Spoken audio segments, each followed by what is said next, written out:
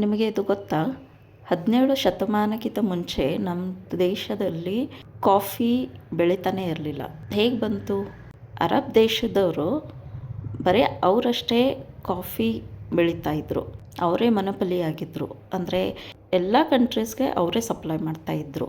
So ಸೂಫಿ Saint Baba Budan ಅವರು ಯಮನ್ನಿಂದ ಕೆಲವೊಂದು coffee beans ಅವ್ರ ಗಡ್ಡದಲ್ಲಿ ಅಂದರೆ ಬಿಯರ್ಡ್ ಸ್ಮಗಲ್ ಮಾಡ್ಕೊಂಡು ತೊಗೊಂಡು ಬಂದರು.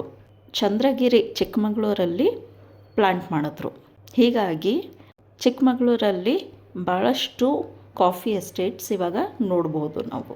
ಇವಾಗ ಕರ್ನಾಟಕ, ತಮಿಳುನಾಡು, ಕೇರಳ ಈ ರೀಜನಲ್ಲಿ ಕಾಫಿ ಬೆಳೀತಾರೆ. ಹಾಗೆ ಚಂದ್ರಗಿರಿ ರೀಜನ್ ಬಾಬಾ ಬುಡನ್ಗಿರಿ ಅಂತ ಹೆಸರು ಬಿದ್ದಿದೆ.